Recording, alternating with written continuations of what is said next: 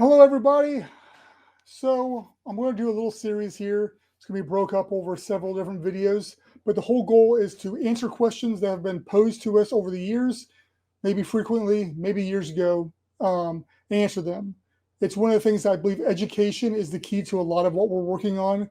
And so if I can answer these questions and put some of these concerns to bed, I'm all about that. So with that being said, Welcome to Colonize the Ocean podcast, where we discuss oceanic colonization, exploration, and education with your hosts Adam Jewell and Brendan Traxler.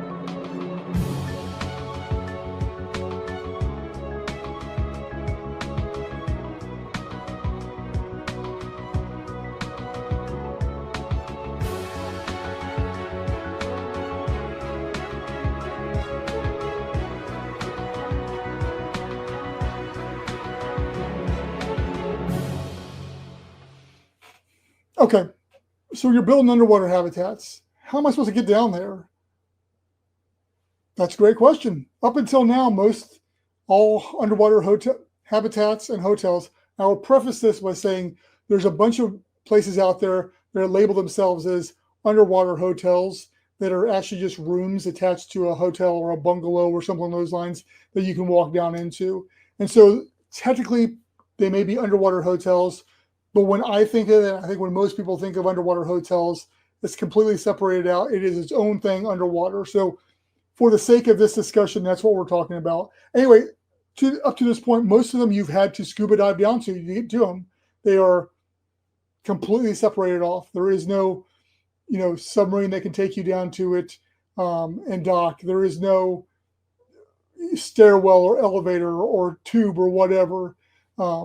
So I will say this: while long term, the goal is that ASC's goal, our pure existence from the standpoint of design, is that if my grandma can't go underwater, can't spend the night in an underwater hotel, then it's not right.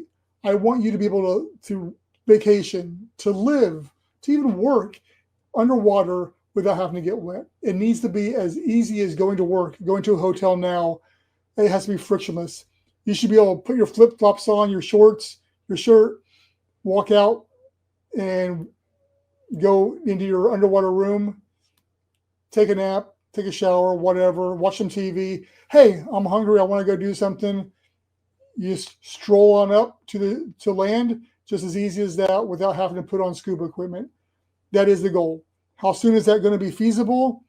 The technology is already there. It's, once again, just a financial thing. So at the beginning, it will be still scuba based. You will have to scuba dive down to it. It's just a financial thing at this point in time, unless some very deep pocketed investors come along.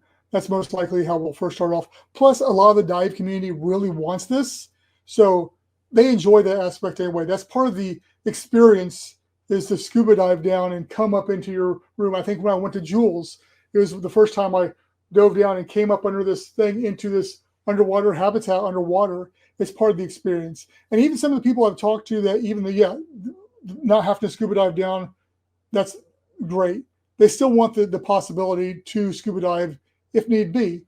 So that will have to be designed in at later versions as well. And that's not a big deal. So that's kind of where we're at with the whole design element, is scuba first, then don't get wet.